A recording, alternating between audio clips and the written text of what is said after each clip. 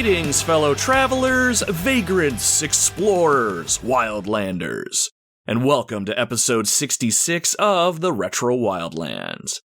My name is Nomad, and this is my gaming podcast where I like to share my thoughts and experiences with a video game that I have discovered or rediscovered while roaming the gaming wildlands.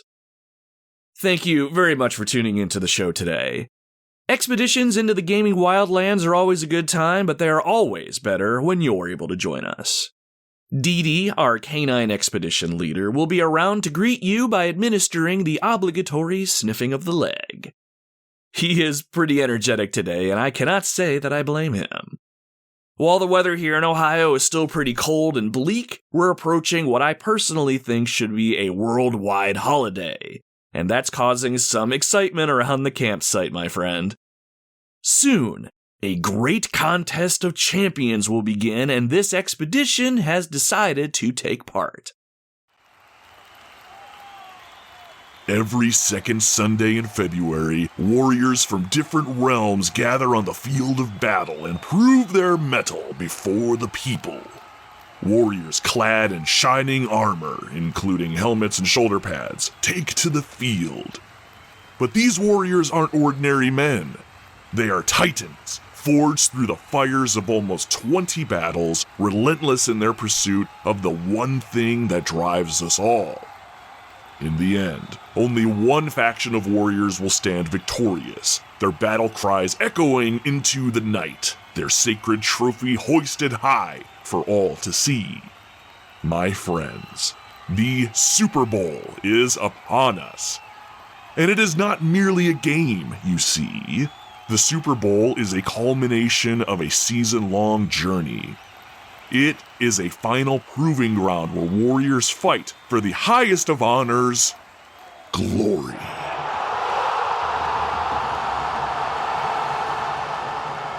On today's episode, we're checking out a game that I think many people consider to be one of the best sports games on the Super Nintendo. And the original Nintendo, for that matter. It's a game all about American football, and I argue you don't even have to be a huge fan of the sport in order to enjoy this title. But if you are, and especially if you grew up in the early 90s, this game will more than likely bring back some amazing core memories for you. Well, at least that's what it did for me. A large part of that is because this was the very first football game that was licensed by the National Football League and the National Football League Players Association, which made it possible to play as your favorite NFL teams by name and enjoy playing as the actual players themselves. And when you can play as the teams and players you grew up watching as a kid, there's an added layer of authenticity that was unmatched for the time. My friends and fellow gridiron warriors, today we are checking out Tecmo Super Bowl. Growing up, American football was a very important part of our household. I live in northeastern Ohio, and thanks to my stepdad, I am a devoted Cleveland Browns fan. I know, thank you for the condolences, but back in the early 90s, I would watch the Browns game and sometimes others with my stepdad, and I would start to remember most of the players. Not just the players on the Browns team, but players from all across the NFL. I'm talking about players like Eric Metcalf from the Browns, Emmitt Smith from the Dallas Cowboys, Barry Sanders from the Detroit Lions, John Elway from the Denver Broncos, and Deion Sanders from the Atlanta Falcons. These and many more players and moments would stick with me long after, and even though I don't watch football religiously anymore, this was a time in my life where amazing memories were made. What really cemented everything together, though, was Tecmo Super Bowl. While this game did originally release on the original Nintendo, my stepdad picked this up on the Super Nintendo and would play it constantly. If you thought your 200 hours in your favorite JRPG was awesome, you have nothing on my stepdad and his multiple seasons of Tecmo Super Bowl. He and I would play together a lot, and while I could never match his passion, we both had a hell of a time thanks to the game's smooth and simple gameplay, along with the occasional high graphic close-up of the players while gameplay was happening. With Super Bowl 59 coming up at the time of this recording, I felt the urge to throw this game in and give it a try.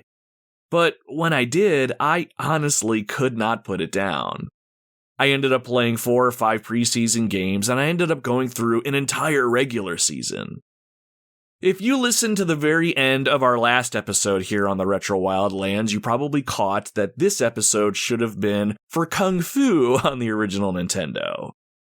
And while I still plan to cover Kung Fu, I was having way too much fun playing Tecmo Super Bowl, and with the Super Bowl itself right around the corner, I decided to pivot. And really, I'm glad that I did because I had a great time coming back to this game, and I think you're all going to have a great time listening to this episode. Whether you're a football fan or not, this is a game that I think most everyone should try if they haven't before. And if they have played this game before, I will say this. It is long past time that you revisit this absolute classic. Now, if you're new to the show, I like to kick things off first by chatting it up with you all and give you all a peek behind the scenes here on the Retro Wildlands. Depending on what's on my mind, I like to share what's going on with the show, what's happening in my personal life, talk about some of the games that I might be playing, or whatever else I feel like droning on about for a bit. I'll also use this time to read and respond to any comments we received about Tecmo Super Bowl from the Retro Wildlands community as a way to set the stage for the main part of the episode. Now, if none of that interests you and you're just here for the Tecmo Super Bowl experience, no worries. You can skip ahead about, I'm thinking about 15-20 minutes or so, and you should get into the game talk. That is purely an estimate because at the time of this recording, I haven't even asked anyone for comments yet, so we're just going to fly by the seat of our pants. I will make it a point to put timestamps in the show notes so you can see exactly where you need to go if you don't want to stick around. But my friends, I do encourage you to stick around. It's going to be a fantastic time as we chit-chat, talk some video games, and your fellow Wildlanders will get a chance to sound off their thoughts to the rest of us. And I can't think of a better way to get our expedition ready to partake in football's greatest contest of champions. So, without further ado, let's get into our opening segment that I like to call Campfire Catchup.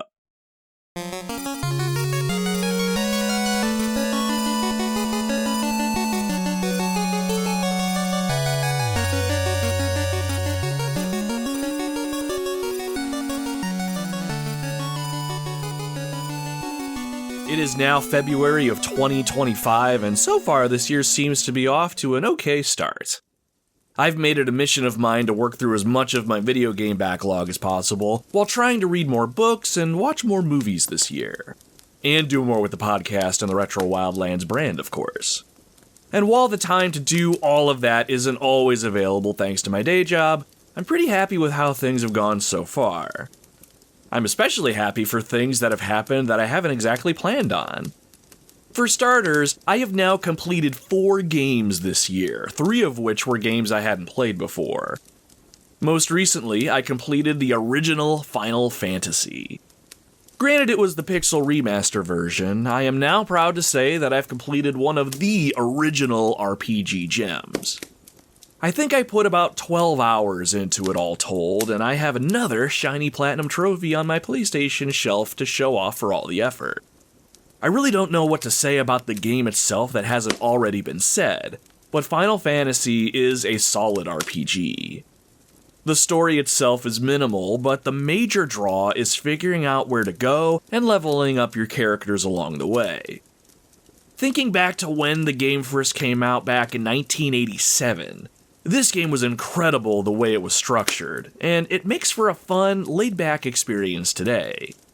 If you don't have much time to really grind away in this game, the Pixel Remaster's experience and skill boosts make things much easier too. So now that Final Fantasy is done and cashed in, I'm either going to tackle Final Fantasy IV or VI. I'm leaning towards 4, I think. But I have changed my mind several times in the last few weeks, so we're just gonna have to see what happens. Another game I completed, though I did already complete it once before, is Detroit Become Human. This narrative-driven adventure, published and developed by Quantic Dream, was a game I originally played years ago, but I was invited on another gaming podcast recently to discuss this game in detail. Because of that, I absolutely had to go back to this game and play it through again. I largely enjoyed this game originally, and I still do now. The visual and audio presentation is top-notch, rivaling some of the better AAA experiences today in my opinion. I always found the story to be very captivating and even moving sometimes. But I will say, after replaying the game a few times after a few years had passed, I started to see some cracks in the overall writing of the game that I didn't really pay much attention to before. Plus, some of the thematic elements of the game are a bit heavy-handed, more than I think I like nowadays, but that didn't completely detract me from the experience.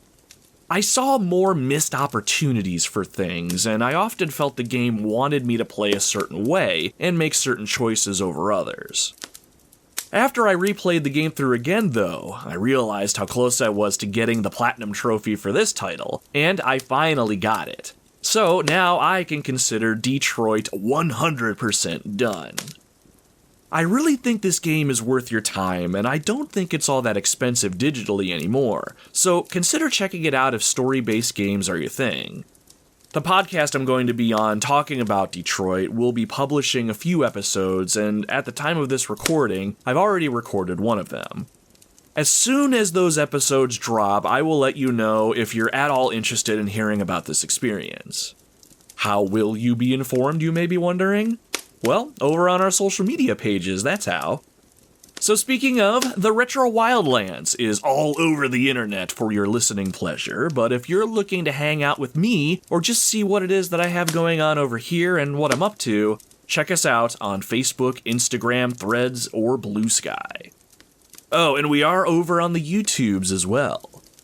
You can search Retro Wildlands on all these platforms, or you can check out our link tree at linktr.ee/Retro Wildlands to check out our one-stop shop of places to go.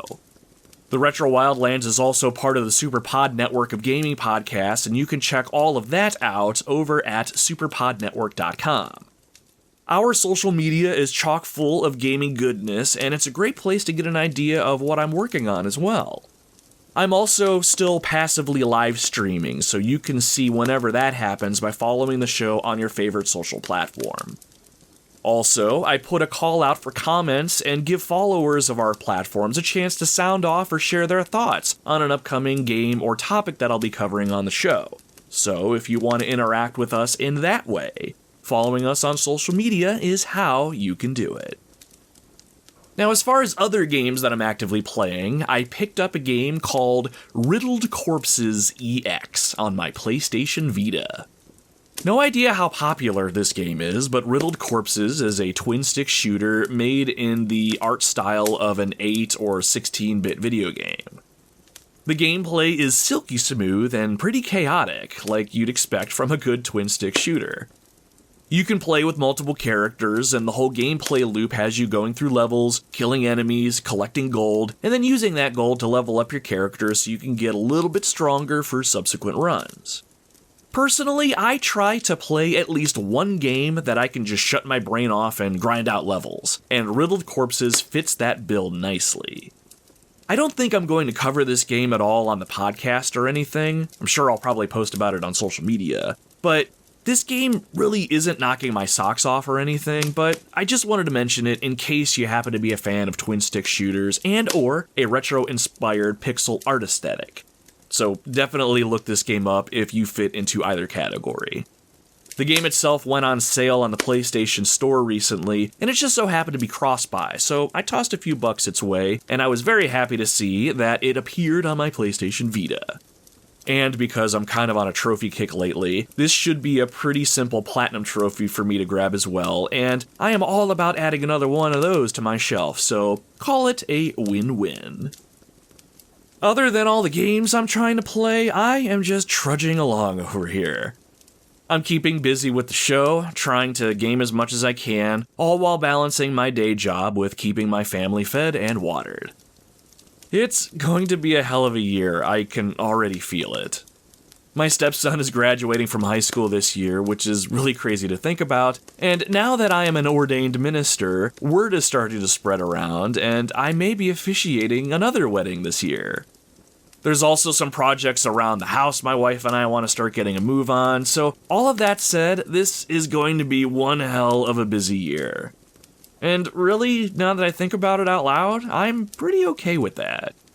I've been feeling good about things lately and trying my best to focus myself on the things that matter, even if I can't do everything. I will say, as I continue to get older, I find myself very aware of how valuable my time is, and I'm committed to spend it where it makes the most sense, whenever I can. And if I haven't said so lately, I just want to say thank you, dear listener. Whether this happens to be your very first episode of the show, or you've been with us here before, I really appreciate you taking the time to listen to this dumb show of mine. The Retro Wildlands continues to be a passion project and a very, very fun hobby for me, and it's nice to see small incremental growth over the last few years. I love video games, and I appreciate you listening to what I have to say about them and humor the stories that I have to tell. I'm very proud of what it is that we've built up so far, and I'm honored that you're giving any of your time to it at all, so thank you again for being here. Alright, I think that's enough catch-up for one episode. It's time to transition to the reason that you were all here today. It's time to talk about Tecmo Super Bowl on the Super Nintendo. We had a couple comments submitted about Tecmo Super Bowl come through our social media pages, and I wanted to highlight those as we get ourselves prepared to play. First up, we had a comment from Caps Off Gaming over on our Facebook page. They said, "The beefs we would get into on why you can't, in all capital letters, pick the Raiders when playing each other. Thanks for the core memory, my guy." Hey, my pleasure. My goal is to bring back those core memories, so I'm glad I was able to do that for you, my friend. I have to say, I didn't play much Tecmo Super Bowl on the original Nintendo. That's where the Raiders really shined. And it's all because of Bo Jackson, a running back for the Raiders that was extremely fast and agile. He wasn't included in the Super Nintendo version since they were using the 1993 roster, so I didn't have the pleasure of playing as him. But I've played as him before, and it's almost silly how fast he is. He's not getting a guaranteed touchdown anytime he touches the ball or anything, but if you can play him right, he'll run circles around the defense. Oh, this is kind of funny. Apparently, USA Today and ESPN labeled Bo Jackson as the greatest video game athlete of all time, and I think they nailed that assessment. The Raiders were effectively Odd Job from GoldenEye, and picking the Raiders was basically considered cheating. Family Guy also did a hilarious skit where Peter and Quagmire play Tecmo Super Bowl, and Peter demonstrates how broken Bo Jackson is. Check that out if you haven't seen it. That skit is hilarious. Our next comment comes from Uriah, who also chimed in over on our Facebook page.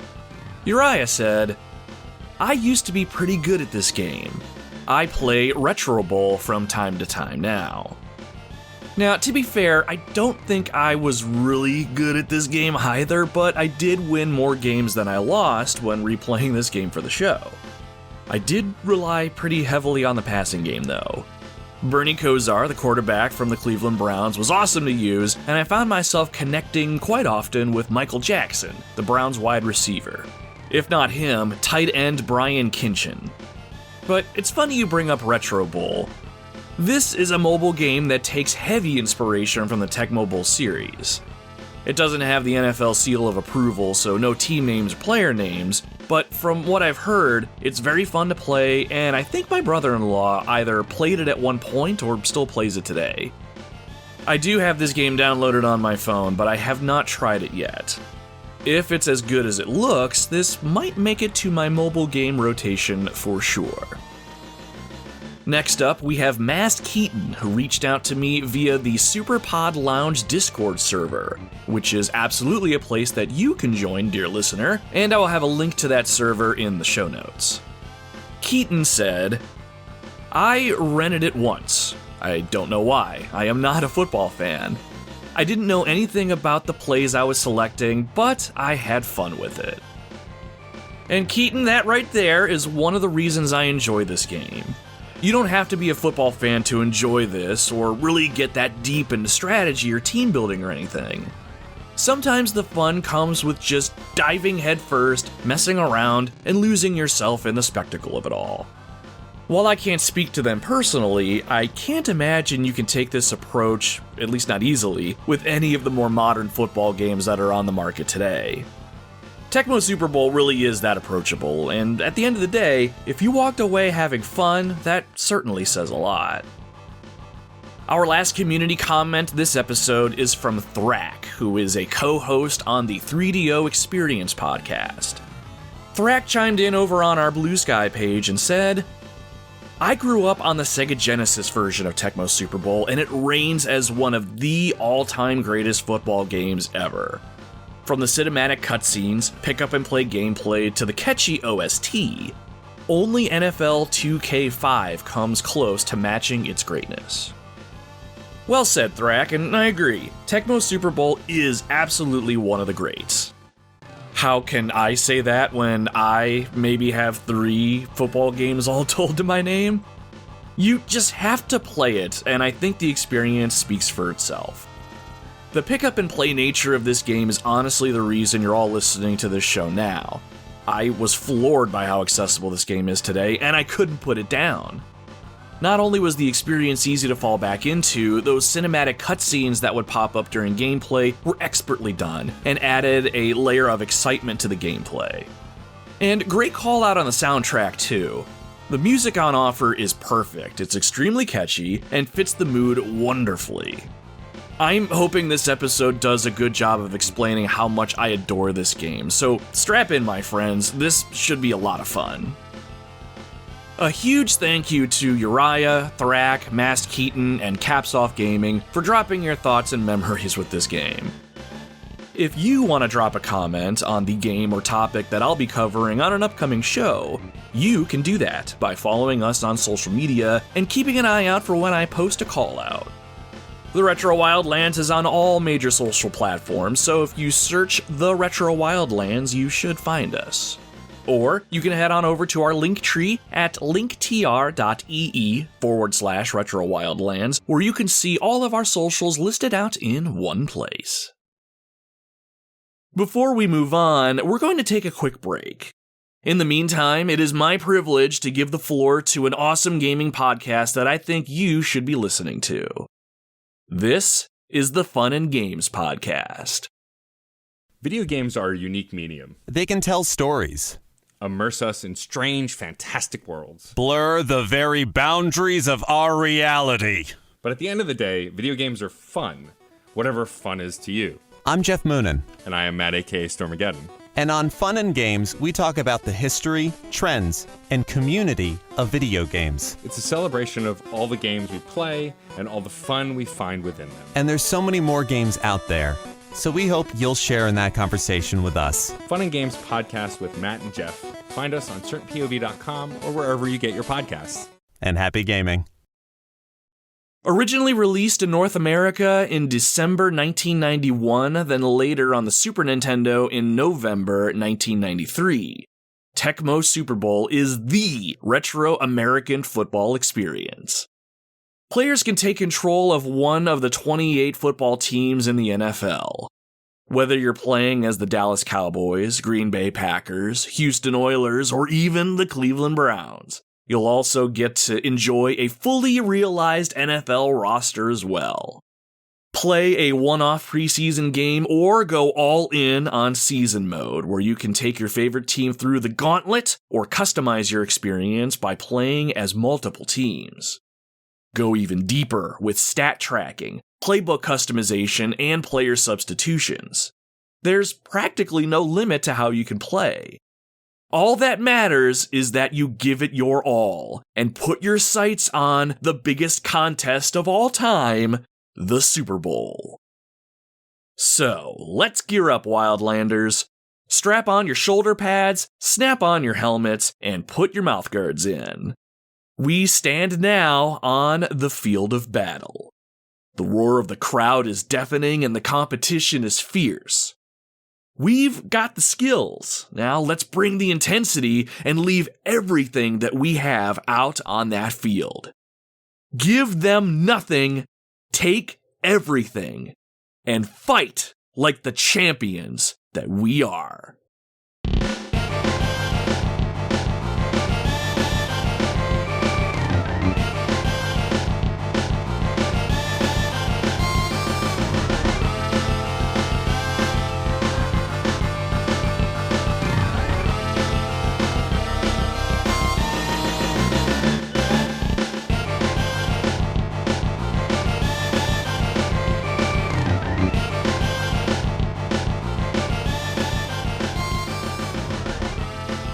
American football, or just plain football as us Americans call it, has been around for many generations.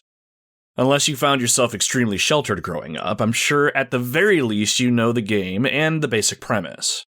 There's a lot of rules, many of which keep changing thanks to the NFL, but the game itself is easy enough to understand. Teams of 11 players square off on the field, and their goal is to get the football into the opposing player's goal, which is at one end of the playing field. But football is much more than that. For us regular folk, football may as well be a religion. The National Football League, which was founded in 1920, is ingrained in our history. It created a lasting tradition, which culminates in the Super Bowl, the championship game that caps off the yearly season of play. But more than tradition, football is also a cornerstone in a lot of our communities and sometimes binds our families together, or in some cases may rip them apart. When I was growing up, football became part of our traditions when my stepdad moved in. Every Sunday, we would watch the Cleveland Browns play, and maybe a few other games if we could catch them too. My stepdad was, and still is, very vocal when it comes to watching games. It wasn't unusual to see him jump off the couch and celebrate a fantastic play, or get really pissed off and start cussing up a storm when our team did something stupid, like throw an interception or fumble the ball. I always loved when he would talk to the TV, trying to give the players direction or let them know that a blitz was coming, even though no one would hear him. Me, on the other hand, usually just remained silent. Sometimes I would join him in the occasional high five, but I was fascinated by the game itself and some of the strategy of the game, so I was more enamored by that and not nearly as vocal as my stepdad. Over the years, football just became a part of our lives, and it was something my stepdad and I bonded over, like I'm sure many kids and their parents did and probably still do. I couldn't tell you which Super Bowl it was, but I remember once saving up my allowance for a few weeks just to be able to place an actual wager against my stepdad and bet on the game itself. It made the game that much more fun now that I had an actual stake in the game. I ended up losing my bet, unfortunately, and as a way to teach me a lesson, my stepdad absolutely took all of my money. But for as much fun as we had ribbing each other and shouting at the TV, it was money well spent. At some point, and I'm not even really sure when, my stepdad got his hands on Tecmo Super Bowl for the Super Nintendo. It was one thing to have our Sundays to look forward to, but with this game, every day could be Sunday. My stepdad played the game so much, I'm sure my mom had to have been pissed about it on occasion. And while I didn't play with him, at least not at first anyway, I enjoyed watching him play. But it wasn't just about watching him play actual games of football. I was also watching him grab notebooks and writing down things like player names, stats, strengths, and so on. He wanted to build an unbeatable football team and turn the Cleveland Browns into something we all wish they could be: champions. Watching my stepdad take his digital Browns to the Super Bowl and win was just as fun as watching the games in real life. And really, it's those moments that I will never forget. Eventually, I would play the game myself and along with him. Seeing the names of my favorite Browns players as well as names of popular players on opposing teams really helped draw me into the experience. And it's probably why I remember so many players from that time frame. but at the time, I don't think I really appreciated the sheer beauty and accessibility of Tecmo Super Bowl. It wasn't until I replayed the game recently that I realized how good a video game it actually was. Even though I don't watch football nearly as much as I used to, I still love the sport, and I often wonder if I should ever partake in a modern football game like, Madden or something. I doubt I ever will, and since we're approaching Super Bowl 59 at the time of this recording, it all reminded me of Tecmo Super Bowl, and I just had to try it again and see what it was like, especially now that I'm older. The moment I did try this game, though, I was immediately transported back to my childhood. More than that, I realized something. Tecmo Super Bowl was, and still is, a very fun video game today, and I argue a near-perfect pick-up-and-play experience. So, all of that said, I think it's time for you and I to play a game of football, dear listener. There's going to be no peeling back of the layers and seeing what we're working with this time around. We know exactly what we're working with. We've gone through enough of what this game is, and it's time to just get right into it. Since I played mainly the Super Nintendo version of the game, that's the one that we're going to roll with today. I've already got the TV on, and the game is slotted into our SNES, so let's power it up and dive right in.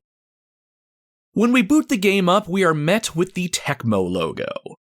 On the left is a cartoon bunny that used to make me think of Bugs Bunny, but now that I look at him closer today, he kind of reminds me of the Nesquik bunny, the chocolate powder you put in the milk. Man, chocolate milk is like my biggest guilty pleasure. Anyway, I don't know why I went off on that tangent. After the Tecmo logo, we see the National Football League logo, and even just seeing this lets the player know that you're about to embark on something truly authentic. Which is further solidified on the next screen, where we see that the game has been stamped as an officially licensed product of the National Football League Players Association. Lastly, we see that the team rosters are accurate as of August 16th, 1993. From here, an opening cinematic plays and perfectly sets the scene for what's to come. We're in a football stadium behind the yellow goalpost. The stands are full and the night sky is being lit up by fireworks. Soon the screen fades and we're shown the logo of the AFC, the American Football Conference, which comprises one half of the NFL's teams. Next, we get an introduction to some of the teams in the game as we see team names along with a picture of their helmets with their actual logos on them. First up, the Buffalo Bills and the Indianapolis Colts. Then the Miami Dolphins and the New England Patriots. In between these team intros, we're also shown quick snippets of football players making tackles or catching passes in a graphical style that almost makes you feel like you're watching an actual NFL commercial. It's all designed to get you pumped up, and it always does exactly that for me.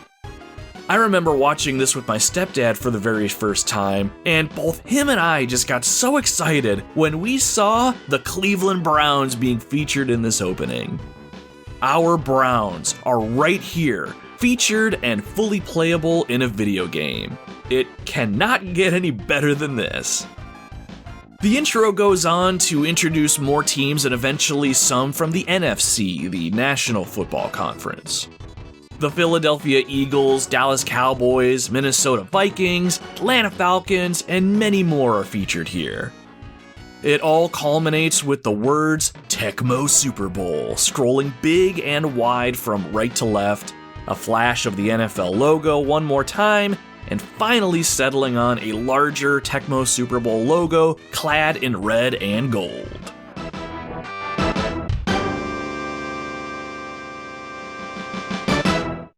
Oh yeah, that is one way to get excited for some football, am I right? From here, press your start button or else you'll have to watch that whole intro again. After pressing start, we're taken to the title screen and the words Start Game flash in the center. Well, you know the drill. Press the start button on your controller and let's get started. Now, we're at the main menu, and this is where a lot of the game's magic happens. While I'm not going to go through everything, there is a ton here, and any of you football fans out there may want to have a towel or something on standby. There is a lot of goodies to check out here. Alright, on the main screen we have 4 options. First, we can select preseason, which will let us play a preseason game of football that doesn't count towards anything stat-wise. It's as simple as choosing your teams and getting right into the action.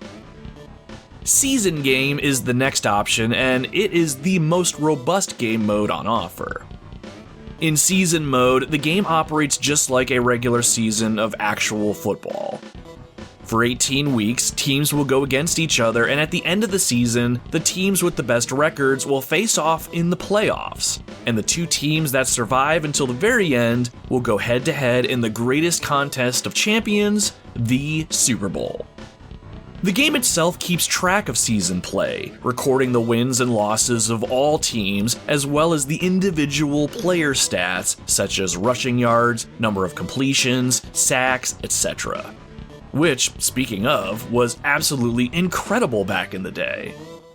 Season play is pretty unique in this game in that you aren't really picking one team to play as and seeing if you can take them all the way to the championship. You have the ability to tell the game what teams you want to play as, meaning you can control whatever team you want when it's their time to play. You can also tell the game what games you want to watch the computer play as too. It didn't happen very often, but sometimes my stepdad and I would just kick back and watch the computer play against themselves and cheer them on like we would an actual game on the weekend. It was pretty fun.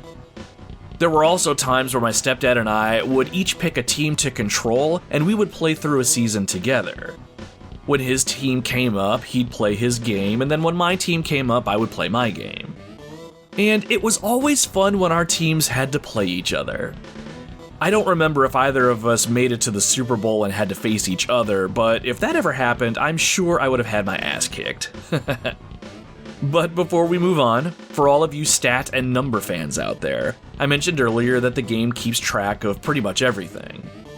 In the season menu, you can see who's leading the NFL in a certain stat and even look at individual rosters, which will show you stats for each specific player.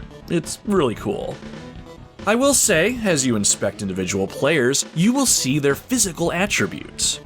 Things like running speed, rushing power, max speed, hitting power, and other stats like that are shown, which give you an idea of how well a particular player is going to perform on the field. There's other stats specific to a player's role, too. Example, Matt Stover, the best kicker the Browns have ever had in my opinion, has a stat for accuracy and avoid block, which gives you an idea of how well he kicks the ball and avoids having his kicks blocked. I can't remember where it is or if it even exists at all, but I could have sworn there was a way to trade players between teams, but I could be making that up. I do remember times my stepdad would spend hours playing this game and not actually playing a single game of football. He would be stat crunching and seeing who the best players were and figure out how he wanted to utilize them. And I remember him making fun of me for doing the exact same thing when I was looking at stats or tracking quests when I went through Final Fantasy VII. Back on the main menu, there's also an option to play a Pro Bowl game. The Pro Bowl in the NFL is like an all-star game. The best players from each conference, the AFC and the NFC, do battle. We never really messed around with the Pro Bowl game option at all, so I can't really speak to it. I remember watching the occasional Pro Bowl in real life growing up, but none of them really made enough of an impression on me, so the option to play one is there if you want it, but I never really messed with it this time. The last option on the main menu is Team Data.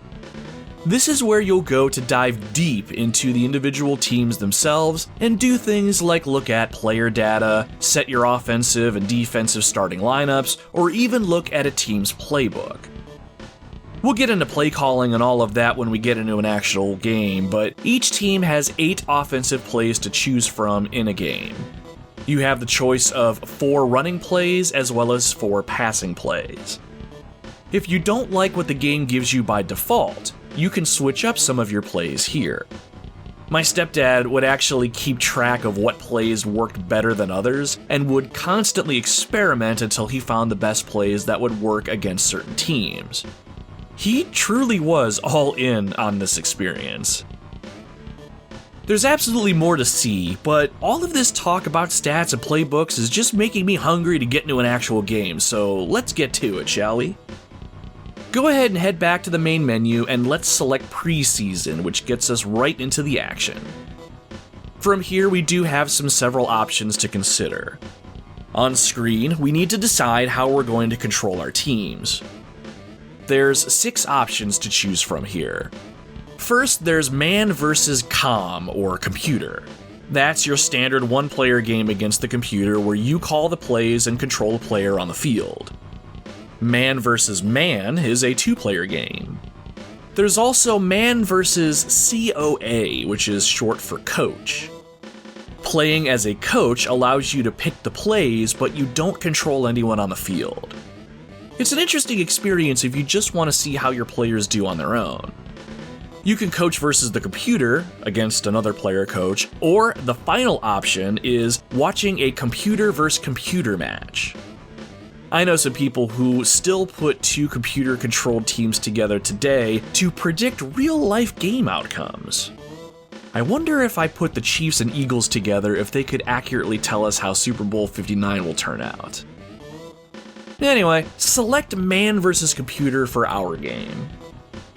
Alright, good. From here, we'll need to select the team that we'll be playing as. Now, I know this is going to pain some of you, but in my heart, I will always be a Cleveland Browns fan until I die, so you're going to have to suffer playing as them. Go ahead and select the Cleveland Browns now. Alright, now you have to select who we're going to be playing against. The Pittsburgh Steelers have been the Browns' rivals for a very long time, so in the interest of keeping that going in digital form, select the Steelers. Alright, one more thing to decide before kickoff. We could choose the weather conditions on the field and choose between a clear day, a rainy one, or even a snow-covered game. I never really saw a difference in gameplay between these options, so it's possible these settings are purely from an aesthetic standpoint, but let's select clear just to keep things simple. Once you make the selection, it's game time. After the music fades out, the word Preseason appears on screen. From here, we're shown the logos of the Cleveland Browns and the Pittsburgh Steelers in a classic versus formation. Oh baby, are you getting pumped up yet seeing actual NFL teams on your Super Nintendo? Well, I know me and my stepdad were, and probably still would be if we played this game today. Anyway, after this, we're taken to the coin toss. At the top of the screen, we see a cinematic where a player from either team stands before the referee. For the uninitiated, the coin toss decides which team gets the choice to either take possession of the ball first or defer to the other team. You don't decide whether you pick heads or tails, the ref just tosses the coin and the game tells you if you won or not. Alright, let's see how the coin toss goes. Heads it is, and it looks like we won the toss. Nice. We get to decide whether or not we want the ball, and my vote is yes, we want the ball. So let's get our hands on that pigskin and get aggressive early. The screen fades and we're shown a shot of the scoreboard. We have 4 quarters to score as many points as possible, and that mission begins now. From here, we're shown another cool cinematic. On screen, we see a player from the Steelers holding his hand up and pointing to the sky. The words kickoff appear at the bottom and then make way for the kicker's name, Gary Anderson. For the record, if I haven't made it abundantly clear, I really like these cinematics. Not only are they really cool to look at, they usually highlight a specific player's name, and I appreciated knowing who I was looking at as well as letting my player get a moment in the spotlight. From here, we're taken to the football field itself, and this is where we're going to be spending the bulk of our time now. Now, really quick before the Steelers kick the ball, there's just a couple things on screen you need to be aware of. First, at the top of the screen in the center is the remaining time in the quarter. There's 4 quarters, and while real-life games have 15 minutes in each quarter, our game has 5 minutes. Now, those aren't 5 real-world minutes. Seconds count down pretty fast, like 1, 2, 3, 4, 5 kind of fast, but the clock will stop on occasion depending on what happens in the game. I believe you can adjust the length of the quarters if you want a longer experience, but hell if I can remember where you do that. Anyway, when you control a player, you'll know this by seeing the number 1 above their heads. Number 2 for the opposing team. The jersey number and the last name of the player being controlled is at the top of the screen too. And that's pretty much it. Okay, with that, are we ready? As soon as the Steelers get ready to kick the ball to us, you'll see a power meter appear at the bottom of the screen. When you kick, you can control how powerful the kick is by stopping the meter. I do want to caution you though, while a super powerful kick to guarantee the ball lands in the opposing end zone is absolutely an option, try not to peg the meter fully. The meter will reset from the bottom after it tops out. It doesn't go from the top, then slowly back to the bottom, then slowly back to the top. Because it automatically goes back to the bottom after it tops out, if your reflexes are slow, you might accidentally kick with very, very low power, and that would not be good. Anyway, the computer is in control here, and once it decides its power level, the kicker runs forward and kicks the ball. And with that, the game is on. Alright, here we go. The ball sails to the left side of the screen, and the game automatically selects the returner for us. Eric Metcalf from the Browns is our returner, and he'll stand still until the ball comes to him. He's standing on about the 15-yard line. Alright, he has it, and now we're in control. I think it goes without saying, but the goal is to ultimately get the ball to the Steelers' end zone, which is all the way to our right. So, that's where we're heading, so get a move on. Using the directional pad on the controller, you make your players move. And that's pretty much it. There's no speed boosts, no jumps, no stiff arms, or anything like that, so just move and do your best to avoid any Steelers looking to take you down. Now, the defense can tackle a player one of 2 ways.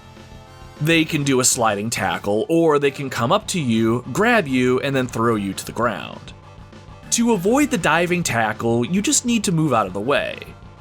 When someone on defense is about to do a diving tackle, they'll throw their hands back for a split second before coming at you. Be on the lookout for this so you can move out of the way when you see it happen. Now, if an opponent gets close enough to you and grabs you, you can smash your A or your X button to try and throw them off of you. This doesn't always work, and if it does, it doesn't always happen quickly. But smash those buttons if you want to have a chance at breaking the tackle and continuing on. The other members on your team will do their best to keep people off of you, but just make sure that you're keeping your eyes open for anyone who slips through. Like that guy right there. Shit. Looks like he's getting ready to dive at you. See his arm swinging back? Quick, juke up towards the top of the screen. Nice, the defender slides harmlessly underneath you. Keep heading up and then swing forward. There's a bit of a hole up there. Oop, watch out, another defender is broken through. This one grabs onto you and stops you in your tracks. However, you're still on your feet. Quick, smash your A or your X button. Hell yeah, the defender goes flying and we can continue on. Keep pushing forward. At about the 29-yard line, we run into a wall of defenders and about 3 of them grab on. No amount of button mashing is going to knock them all away, and just like that, we are taken to the ground. The ref's whistle marks the end of the play, and at the top of the screen, we can see that the game tells us we made a 14-yard return. Hey, that's not too bad. Starting on the 29-yard line is a pretty decent start, I'd say. Alright, from here we're taken to the playbook. We need to decide what play to run, and we have the choice between those 4 rushing plays and 4 passing plays. For the football novices out there, and I'm pretty much one of you, just to be clear, but just to be clear on some things, Rushing plays keep the ball on the ground, and you're generally handing the ball to a running back when you run one of these. Passing plays are ones where you'll throw the ball to someone, usually a wide receiver or a tight end. Rushing plays are typically your safer option, but you generally don't get many yards unless you get lucky and there's a huge opening. Passing plays have the capacity to give you some great yardage gains, but that's also dependent on the receiver catching the ball while defenders are out and about determined to not let that happen. It's always a decent strategy to mix things up, too. You don't want your opponents to figure out what you're planning, or they'll stop you dead in your tracks every single time. And that's actually a gameplay mechanic, because that's what happens on this screen now that I say it. While you're looking for a play to select, the computer is selecting one of your plays. If the computer picks the play that you do, they'll know it's coming and they will make the defense run a blitz, which means their defenders will quickly and accurately steamroll you and lay you out. But let's not worry about that for now. Let's decide how we want to start things off first. Personally, I say we try a rushing play to start. The rushing plays are the 4 at the top of the screen. You can see how the play is going to go by looking at the symbols. The line of white dots represent the offensive line, the players that'll be holding the opposing team back. The blue dot is the quarterback, and the line you see there is how he'll move when the play starts. The red dots are your running backs and wide receivers. The 2 dots towards the back specifically are our running backs, and you can see one of them will move near our quarterback, take possession of the football from him, and then run down towards the bottom of the field before they turn straight ahead. Easy enough, right? To select that play, just look below the play itself and you'll see an icon that represents the Super Nintendo controller. You can see that up on the directional pad is highlighted red as well as the A button. Press those buttons together to lock in the play. Perfect. You'll also notice the last name of who's going to get the ball when looking at rushing plays, and in this instance, our play is going to be putting the football in the hands of Eric Metcalf. The Steelers will have also selected a play hoping to select the one that we picked. Here's hoping they did not. With both teams having made their selection, we return to the field. Both teams are set, and the computer automatically puts us in control of Bernie Kosar, the Browns quarterback. Whenever you're on offense, you will automatically control whoever has the football. On a rushing play, like we're about to run, there's nothing that we need to do in order to have Kosar hand off, but once Metcalf does take possession, we'll be in control, so let's not dilly-dally. Okay, let's do this. Bernie is going to call out to the team, and when we're ready, we can press the A button to snap the ball. Blue 48! Hut! Alright, press the A button. The play begins and Kosar takes a few steps back. Eric Metcalf accepts the handoff, and now we're in control. Okay, go! Using the directional pad, you can move around on the field however you want. You should probably follow the play as it was outlined, just because the offensive line is going to do their best to clear that specific path for you, but you really don't have to follow that path if you don't want to.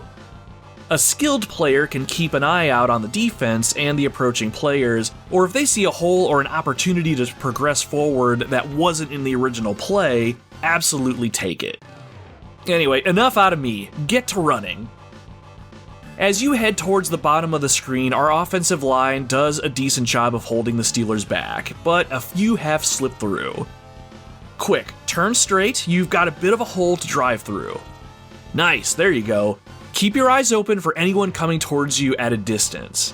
If they plan to lunge at you, you'll see them stop for a moment and throw their hands back. If you see this, again, do your best to just move out of the way. You also want to make sure no one grabs you, obviously. Ah, crap. Right on cue, one of their linemen catches you and grabs you. Quick, smash your A button to throw them off. Nice, okay, you broke 3. Keep moving forward, don't stop. If my wife was watching this game on TV right now, she would absolutely be shouting her lungs out at you right now, so keep going. Damn, looks like 2 more defenders have caught up with you. Smash your A button again, but I think you're going down here. Heh, not too bad. At the top of the screen, you'll see 7-yard gain scroll across our view.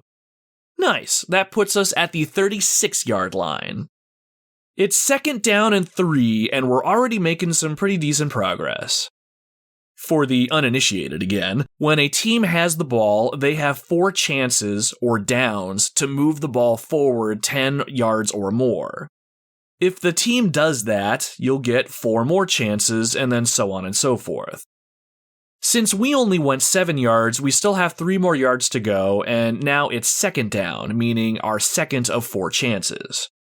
If we fail to move the ball far enough after our 4th attempt, we will turn the ball over to the Steelers, and obviously, we do not want that. After the play is over, we're back to the play selection screen. Okay, Metcalf had a decent run, and I'm thinking we can give him a chance to get the 1st down here. Let's select the other play on our books that gives the ball to Metcalf. This specific play sees him taking the handoff just like last time, but instead of going to the outside, this play is going to throw him right down the middle. We should be okay as long as our offensive line creates a big enough hole, so let's give it a try. Select this play by pressing left on your directional pad and press A. At some point, the Steelers have picked their play that they think that we're going to run, and we're back on the field. Okay, get ready. Ready, 3, 2. Put. Kozar drops back and hands the ball to Metcalf. He rushes towards the center of the field, but there is no hole.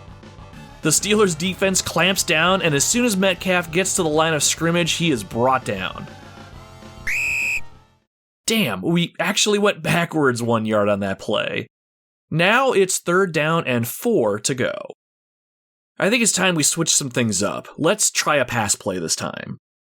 The 4 plays at the bottom of the screen are the passing plays, and you can see that there are a lot more red dots than on the rushing plays. These red dots are going to represent your tight ends, wide receivers, or anybody else who's going to be running forward that you can pass the ball to. These plays, in my opinion, should be pretty easy to understand. The red paths signify the route that the receivers are going to run. In some cases, receivers can run forward, they can cut left or right, or they can even move forward just a little bit and then stop in their tracks and stand still. I like having a playbook that has a healthy mix of routes, but I always make it a point to have one Hail Mary play, where receivers just run straight forward and you have a chance for some real big plays this way. They call those Hail Marys because they are very, very risky, and saying a prayer is sometimes the only thing you can do in these instances. For our next play, though, we don't need to take a huge risk like that. Let's play it a little safer and use one of my favorite pass plays to move the chains forward.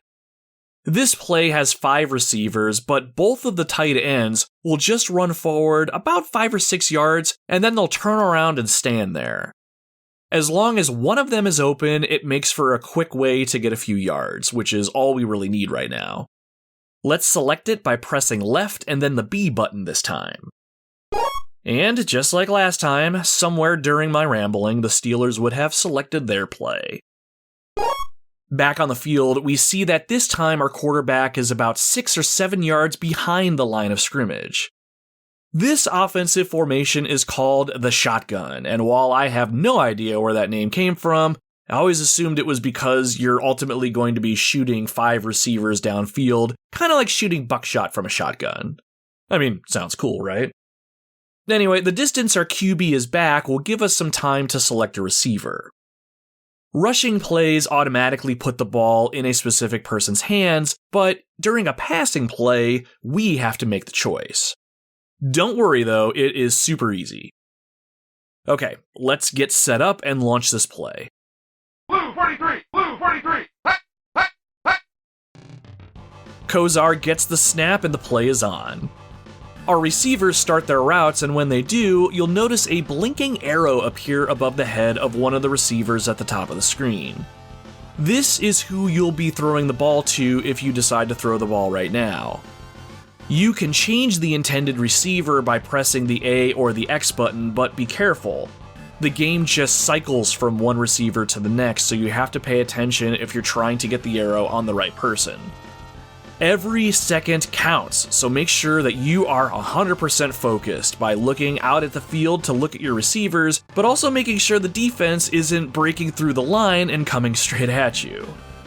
You do not want to get sacked behind the line of scrimmage because you spent too long choosing a receiver. Now obviously you'll want to choose the receiver who doesn't have any defenders guarding him. You can still pass to somebody who has someone defending them, but their chances of catching the ball will go down considerably. Some of the better players may still catch the ball, but it is a risk that you'll have to consider.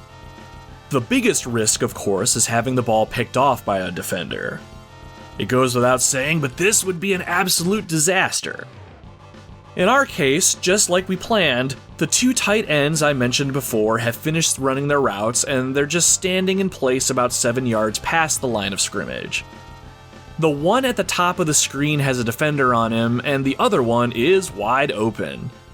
Quick, cycle through and select him as your receiver. Awesome, now quick, press the B button to throw the ball, you are about to be taken down. Nice! The ball sails forward and it's caught! Brian Kinchin with the reception.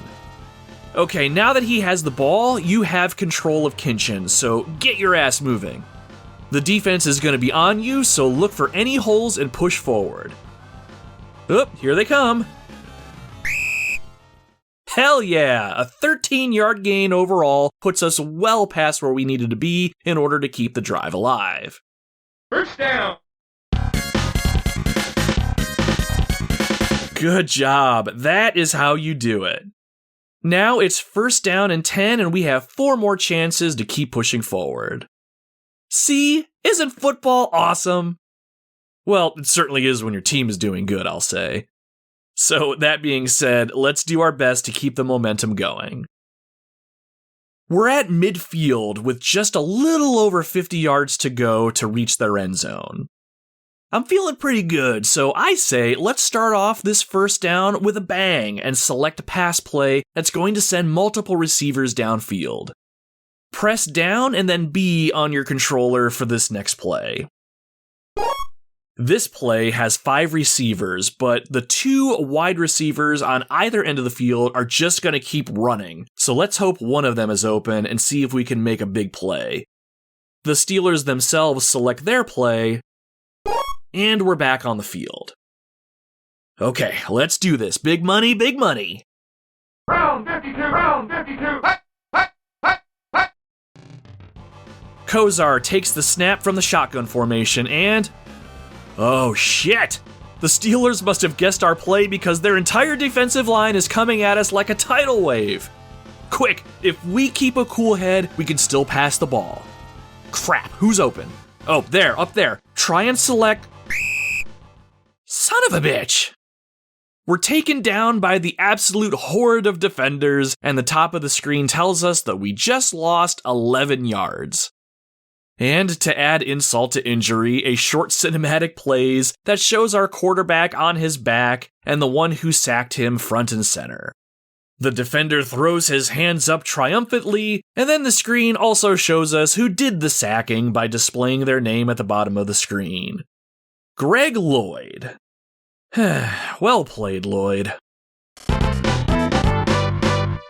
Okay, it's second down and 21, and we're back in the playbook. Now, I am not the smartest, I don't think, when it comes to play calling. Sometimes emotion drives most of my decisions, and I don't know about you, but I'm a little agitated right now. So, you know what we're gonna do? We're gonna run the same play again. I mean, they'll never think that we'd run the same play so soon, right? Right. Select that play again, and let's do this. Blue 48. Hut, hut, hut. Kozar in the shotgun formation again takes the snap. This time there's no blitz, so we have some time to think. Both of the wide receivers at the bottom of the screen have defenders behind them, but both are way out ahead of them. Now, here's something you'll have to consider as well when you're passing the ball. Once the receiver goes far enough, they'll be off screen.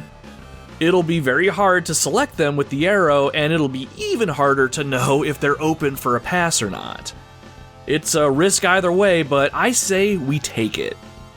The arrow is currently on the receiver at the top of the screen. He also has a defender on him, but that defender is a little ways back, so let's commit to this guy. Looking around us as the quarterback, we're in no danger of getting tackled right now, so let's just chill in the pocket for a moment and let the receiver move a little farther out. Ah, crap. A defender broke the line and he's just about on us. Quick, it's now or never. Press the B button and throw. When we do throw the football, the screen shifts and changes into an in-game cinematic. We see Kozar on the screen throwing the football, but then we see the defender jump in the air with his hand outstretched. Is he going to deflect the ball? No, it flies right over his hand, but just barely. Woo, that was close. The ball sails down the field and towards our receiver. Looks like it's Michael Jackson. Jackson has a defender on his tail, but there's about a yard between them. Here comes the ball, and it's caught! Jackson takes possession at the 26-yard line. Now quick, you're in control now, so make sure you're pressing the directional button forward. The defender behind us gets ready for a diving tackle. Change direction, press down, now! Nice, the defender slides just out of reach. More Steelers are coming up from behind, but Jackson has the speed. He's at the 15, the 10, the 5. Touchdown! The crowd goes wild as Jackson throws his hands up in the air. The Steelers slump over in defeat, and we are treated to another cool cinematic. On screen, we see Jackson celebrating with his hand in the air, and two more Browns give each other jumping high fives, and finally we see Bernie Kosar get his moment to shine as he pumps both fists into the air.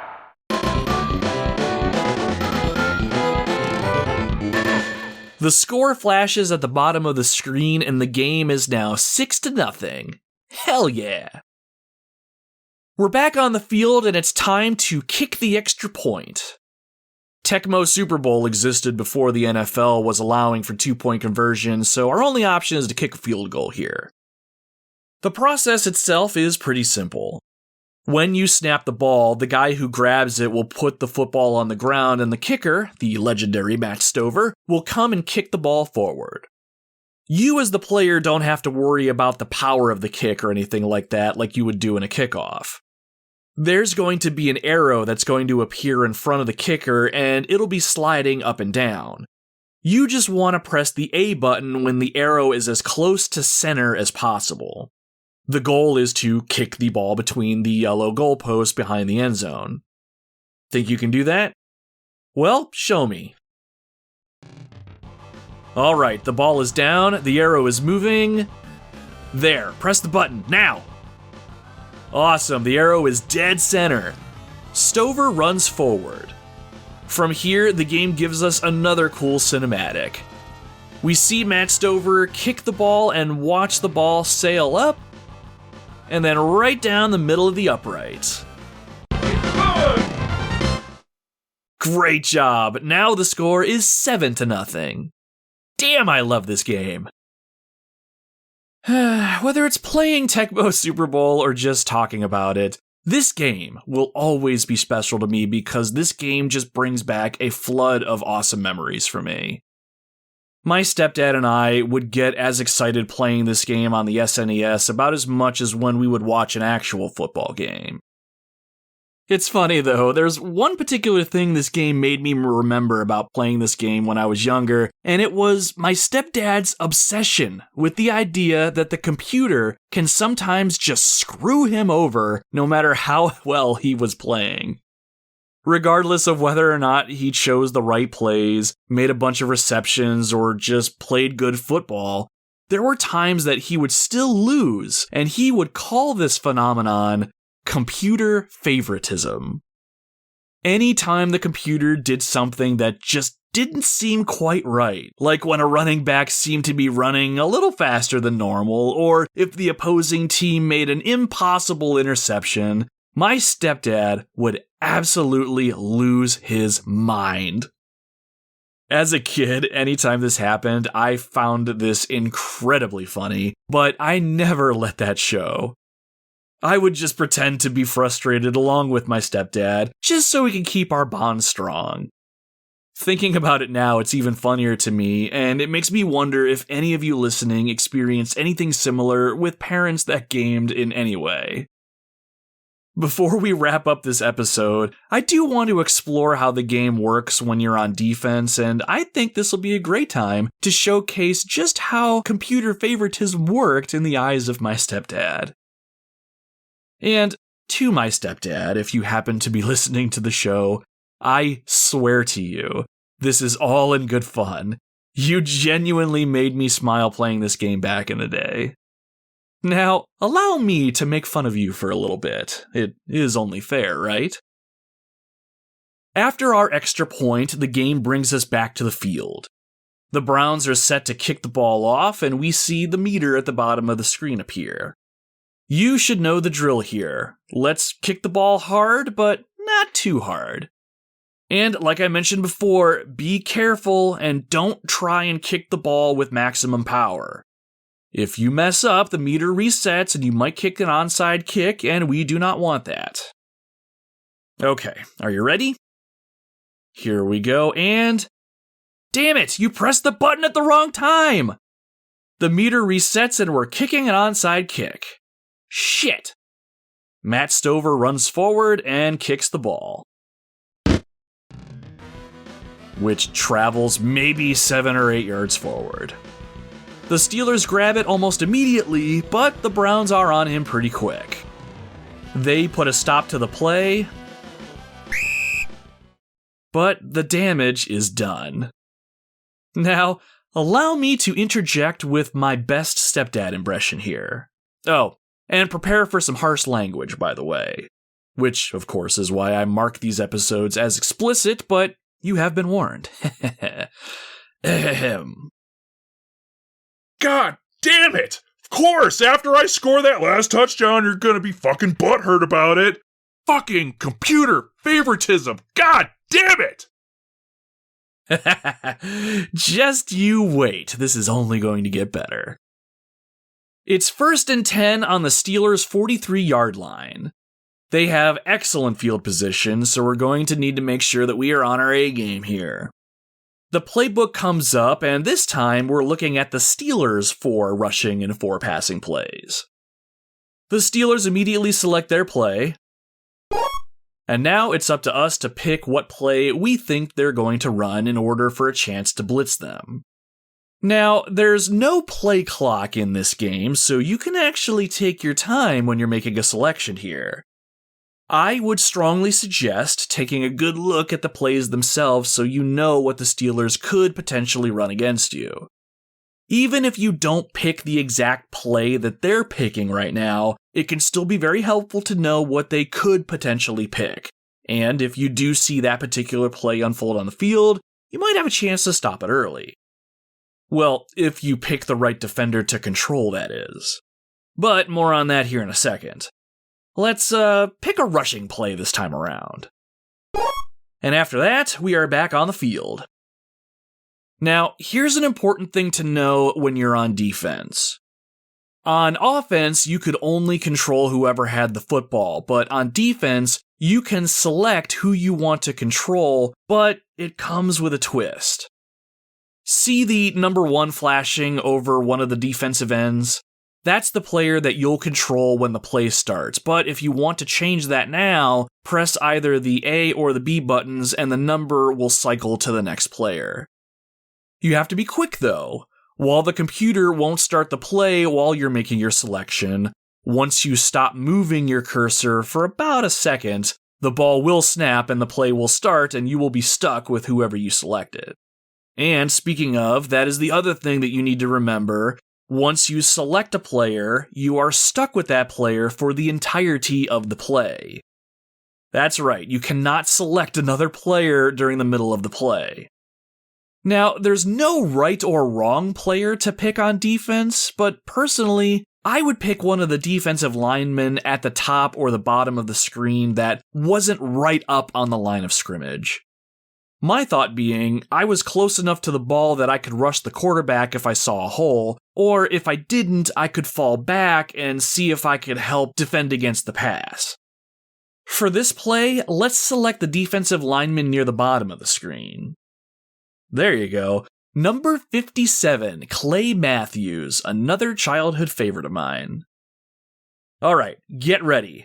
The Steelers have Neil O'Donnell behind the center with 2 running backs in the backfield. 2 wide receivers wide right, 1 wide left. Blue 43! Blue 43! Hey! Hey! Hey! O'Donnell with the snap drops back into the pocket. He looks around the field for an open receiver. Taking control of Matthews, let's try and take him down here. There's an opening you can slip through. Go for it. Damn, one of the offensive linemen grabs us and throws us to the ground. With as quick as some of these plays go, and for how long it takes for us to get back on our feet, that's all it's going to take to put us as the player out for the remainder of this play. And since we can't switch to another player to control, we'll just have to trust our team to get the job done here. O'Donnell, still in the pocket, has all the time in the world to make up his mind, and to our horror, we can see that one of the receivers that went wide right has run down the field and nobody is covering this guy. Shit, there is no way O'Donnell doesn't pass to him. And right on cue, O'Donnell throws the ball and it sails downfield towards this undefended receiver. Jeff Graham is the receiver, and with no effort at all, he pulls the ball out of the sky and heads towards the end zone. There is literally no one around him. For my fellow Browns fans listening, isn't this just kind of par for the course for us? Yeah, anyway, Graham heads right into the end zone, and after just one play, the Steelers close the gap, and the score is now 7-6. Touchdown!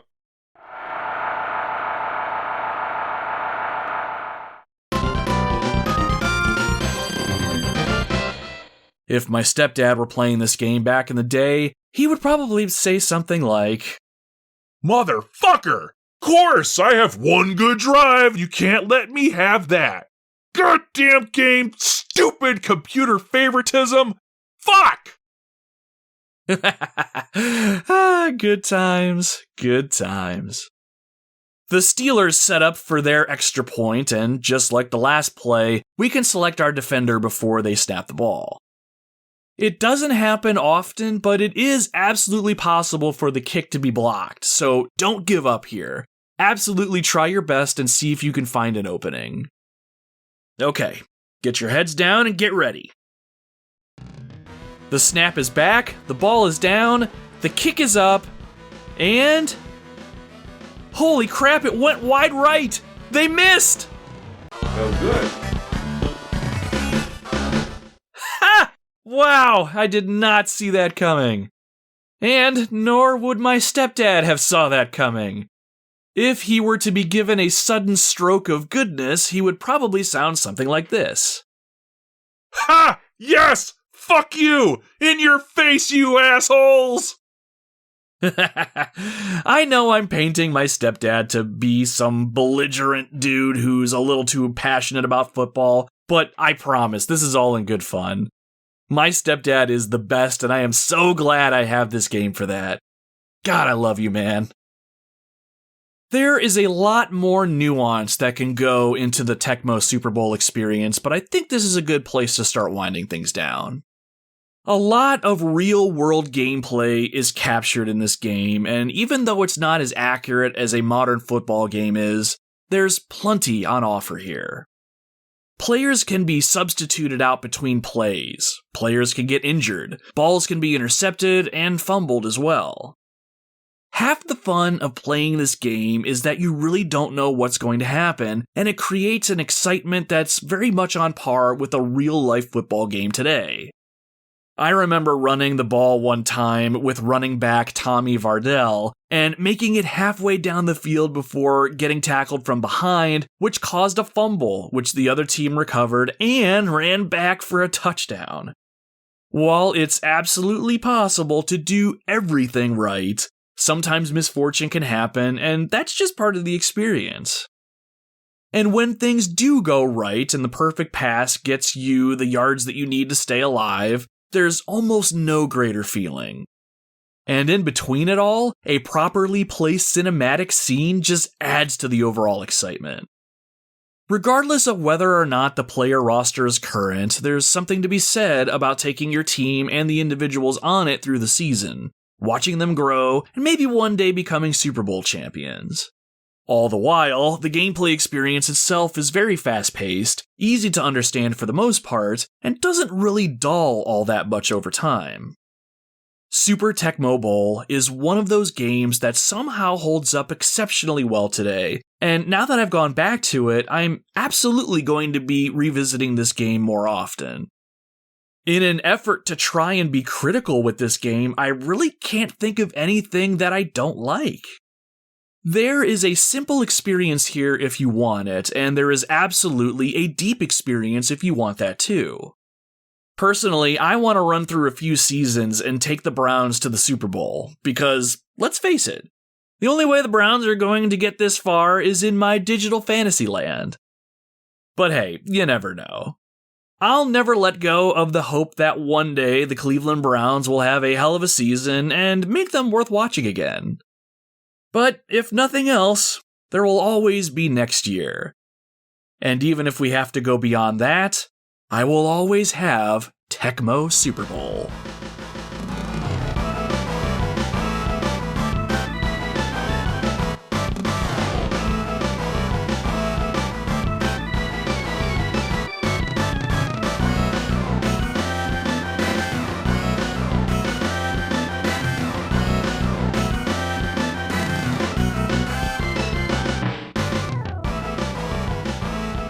That is the game, my friends. This has been episode 66 of the Retro Wildlands Tecmo Super Bowl on the Super Nintendo. Thank you all very much for tuning into the show today. At the end of the day, while I am not knee-deep in player stats, who's the up-and-coming talent, or anything like that, I love watching football and I love playing this game. Some of my favorite childhood memories are tied to Tecmo Super Bowl, and even if they weren't, this is still a well-put-together football game that just about anybody can get into. And even if football isn't your thing, now you know what it is that makes this game special to both the gaming world and to me. And to my stepdad, if you happen to be listening, thank you for all the memories. I didn't know it at the time, but I had an absolute blast playing with you, watching you play, and seeing your passion for the game overflow. And to the Cleveland Browns, thank you for helping me learn that disappointment is sometimes just a part of life. But even then, we just have to keep trying sometimes. As they say, there's always next year. If you liked the show today and you want to show it and myself some support, please consider subscribing to the show on your preferred podcasting platform. While I'm working to pump out as many quality episodes as I can, timing continues to be sporadic as I balance all the things in my life. Subscribing or following the show will let you know the moment I post something new. The Retro Wildlands is also part of the SuperPod Network, home of some awesome gaming podcasts and other gaming content, so you can follow us over there at superpodnetwork.com. Other than this show, you can check out other awesome shows such as the SuperPod Saga, Bar Silence, a video game music podcast, Friday Night Gamecast, Gaming Together, Tommy and Grant Go Podcasting, and more.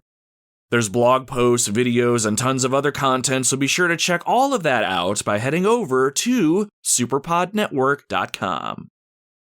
Now, if you really like the show today and you have a few minutes to spare, I'd really appreciate it if you could leave the Retro Wildlands a good review on your podcast platform if you're able to do so. You can leave a star rating over on Spotify, but you can also leave ratings and written reviews on iTunes, Podchaser, Podcast Addict, and Podbean, just to name a few. Good reviews will help search algorithms pick us up and spread the show around a little bit, but more than anything, Good reviews will let me know that you like what it is that I'm trying to do here, and it would mean the world to me if you could just take a minute or two and let me know. But, as always, you are under no obligation to do any of this. Just the fact that you're listening to my show right now is much more than I could have ever asked for, so, above all else, thank you for being here. So, what's coming up next? Well, I owe you all an episode focusing on Kung Fu for the original Nintendo, since I said that's what this episode was going to be, so that is where we're heading next. If the Super Bowl wasn't around the corner and I didn't mess around with Tecmo Super Bowl, that's the one you would have been listening to, so again, sorry for pivoting the very last minute. But that being said, it is finally time to step into the shoes of Thomas, Kung Fu extraordinaire, and get our girl back. The enemy is going to throw everything they have at us, and I am very eager to see if I have the chops to see this game through. Even if I don't, I know that we're going to have a hell of a time punching and kicking people in the mouth, so I can't wait to get this one going. I hope you decide to join our expedition next time as we travel to new lands. It's always fun finding something new in the gaming Wildlands, but it's so much more fun when you're able to join us. Until then, my friends, my name is Nomad, and you can find me roaming the retro Wildlands.